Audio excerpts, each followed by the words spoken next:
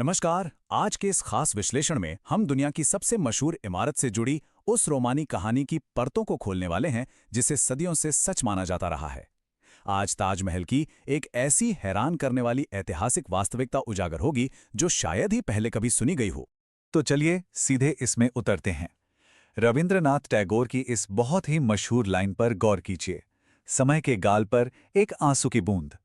टैगोर और Eleanor Roosevelt जैसी हस्तियों ने दुनिया भर में इस विचार को पक्का कर दिया कि ताजमहल सिर्फ और सिर्फ एक दुखी पति का अपनी पत्नी मुमताज महल के लिए बेदाग प्यार का परम प्रतीक है। लेकिन जरा सोचिए, क्या हो अगर दुनिया का सबसे बड़ा प्यार का ये प्रतीक असल में किसी बिल्कुल ही अलग मकसद से बनाया गया हो। ये सवाल हमें एक साधारण सी प्रेम कहानी से निकालकर शाही अहंकार और पारलौकिक प्रतीकों की एक बहुत ही जटिल दुनिया की ओर ले जाता है। सबसे पहले बात करते हैं प्रसिद्ध मिथकों के खंडन की। इस अद्भुत वास्तुकला ने सदियों से कई नाटकीय कहानियों को जन्म दिया है। आगे बढ़ने से पहले ऐतिहासिक तथ्यों को इन पुरानी अफवाहों से अलग करना बहुत जरूरी है। शुरुआत उस खौफनाक मिथक से करते हैं जो लगभग हर किसी ने सुना है कि शाहजहां ने ताजमहल बनाने वाले कारीगरों के हाथ कटवा दिए थे। सच्चाई ये है कि मुगल दरबार के रिकॉर्ड स्पष्ट रूप से साबित करते हैं कि इन बेहद कुशल कारीगरों ने ताजमहल के पूरा होने के बाद दिल्ली का लाल किला और कई अन्य बड़े प्रोजेक्ट्स पर काम किया था। वे साम्राज्य के लिए बहुत कीमती थे।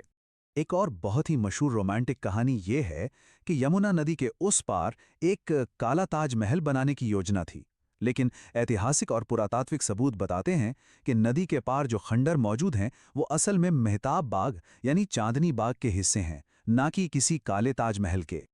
और हाँ, अक्सर ये दावा भी किया जाता है कि इसे एक हिंदू मंदिर के ऊपर बनाया गया था, लेकिन भारतीय पुरातत्व सर्वेक्षण और अदालती रिकॉर्ड्स को अगर निष्पक्ष रूप से देखा जाए तो पता चलता है कि ये जगह पहले एक हवेली थी जिसे एक हिंदू कुलीन राजा मानसिंह के पोते से खरीदा गया था। वहां मंदिर होने का कोई भी वास्तुकला या पुरातात्विक प्रमाण कभी नहीं मिला है। अब जरा इस प्रोजेक्ट के विशाल पैमाने पर गौर कीजिए। कुछ स्थानीय कहानियां कहती हैं कि यह चमत्कारिक रूप से केवल 7 दिनों में बन गया था। सच तो यह है कि इसे पूरा होने में 22 साल का लंबा समय लगा और 20,000 मजदूरों की एक विशाल फौज ने इस पर दिन रात काम किया। और इसका खर्चा करीब 32 मिलियन यानी 3 करोड़ 20 लाख रुपए। ये रकम उस दौर के हिसाब से बहुत विशाल थी, लेकिन ये उस मिथक को भी तोड़ती है कि ताजमहल ने मुगल साम्राज्य को दिवालिया कर दिया था। असल में ये लागत साम्राज्य के अपने चरम पर होने के दौरान सिर्फ 2 से 3 साल की कमाई के बराबर ही थी। अब आते हैं इस विश्लेषण के सबसे दिलचस्प हिस्से पर, सुलेख यानी कैलिग्राफी को डिकोड करना।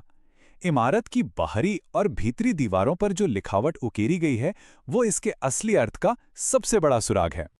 इसे पिएट्रा ड्यूरा तकनीक कहते हैं। फारसी सुलेखक अमानत खान के निर्देशन में सफ़ेद संगमरमर को तराश कर उसमें काले संगमरमर के अक्षरों को पिरोया गया। कमाल की बात यह है कि इसमें ऐसी ऑप्टिकल तकनीक का इस्तेमाल हुआ है कि नीचे खड़े होकर देखने पर भी ऊपर के अक्षर उसी आकार के दिखाई देते हैं। अब जो लोग यहाँ रोमांटिक प्रेम कविताओं की उम्मीद करते हैं, उन्हें ये जानकर भारी हैरानी होगी कि दीवारों पर कुरान की गंभीर आयतें उकेरी गई हैं। और वो भी कोई साधारण आयतें नहीं, बल्कि कयामत के दिन की भयानक चेतावनी और अविश्वासियों के लिए सख्त संदेश। अमानत खां ने बहुत सोच समझकर इन गंभीर विषयों को चुना था। मुख्य द्वार पर सूरा 89 की ये पंक्तियां देखिए। ऐ शांति पाने वाली आत्मा, अपने रब की ओर लौट चल और मेरे स्वर्ग में प्रवेश कर। ये महज कोई सजावट नहीं है, ये एक साफ निमंत्रण है, मानो आप साक्षात पृथ्वी पर बने स्वर्ग के एक प्रतिरूप में कदम रख रहे हों। और यहीं से कहानी मुड़ती है एक स्वर्गीय प्रतिरूप की तरफ। इतिहासकार वेन बेगली ने इसी आधार पर एक बहुत ही भव्य सच दुनिया के सामने रखा है जो वास्तुकला की एक बहुत बड़ी पहेली सुलझाता है। शाहजहां के परदादा हुमायूं के इस मकबरे को देखिए। इससे वास्तुकला का विकास समझ आता है। लेकिन ध्यान देने वाली बात यह है कि हुमायूं का मकबरा और उससे पहले के लगभग सभी मकबरे अपने बगीचे के बिल्कुल बीचों बीच स्थित होते थे। ताजमहल इस सदियों पुराने नियम को तोड़ देता है और ये लेआउट उस बात को बहुत ही शानदार तरीके से दर्शाता है।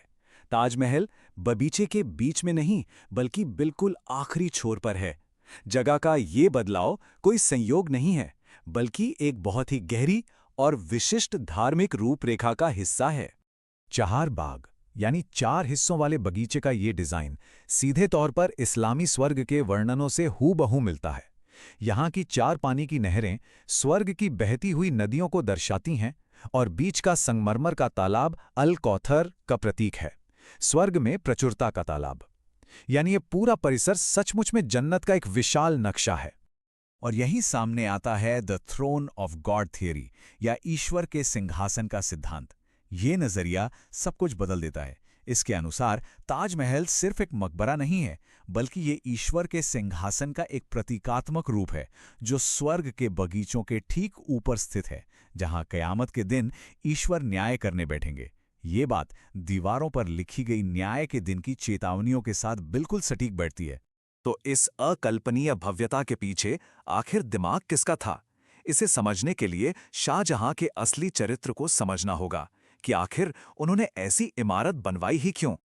एक युवा राजकुमार से लेकर मयूर सिंहासन पर बैठे एक ताकतवर सम्राट तक का ये सफर देखिए। ये स्पष्ट रूप से एक दुखी और टूटे हुए पति की छवि से कहीं ज्यादा एक ऐसे शासक की तस्वीर पेश करता है जो सत्ता और अपनी खुद की महानता को लेकर पूरी तरह से जुनूनी था। एक हमेशा शोक में डूबे रहने वाले और ब्रह्मचारी पति का मिथक तब पूरी तरह टूट जाता है जब हम सर थॉमस रो और बर्नियर जैसे समकालीन लोगों के ऐतिहासिक विवरण पढ़ते हैं। वे शाहजहां को एक महत्वाकांक्षी और अत्याचारी शासक बताते हैं जिसने सत्ता पाने के लिए अपने ही भाई खुसरो और 5 अन्य रिश्तेदारों की बेदर्दी से हत्या करवा दी थी। तो अब इन सभी कड़ियों को जोड़ते हैं। ताजमहल का शाब्दिक अर्थ ही ताज का महल है। इसके विशाल गुंबद का आकार मुगल राजमुकुटों और इस्लामी सिंहासनों से बिल्कुल मेल खाता है। इसका नाम, इसका आकार और इसका अकल्पनीय पैमाना अंततः मुमताज की याद के साथ साथ शाहजहां की अपनी शाही नियति और परम गौरव के प्रतीक के रूप में डिजाइन किया गया था। तो आखिर में ये सवाल हमारे सामने रह जाता है, क्या ताजमहल के पीछे की इस इंसानी महत्वाकांक्षा, क्रूरता और विशाल अहंकार को समझने से इसकी सुंदरता कम हो जाती है, या फिर इन परतों को खोलने से ये एक साधारण प्रेम कहानी के बजाय मानव प्रतिभा और अभिमान की एक और भी अधिक गहरी, जटिल और सच्ची उपलब्धि बन जाता है? ये एक ऐसा विचार है जो इतिहास को देखने का नजरिया हमेशा के लिए बदल देता है। इस विश्लेषण में हमारे साथ जुड़ने के लिए आपका बहुत बहुत धन्यवाद।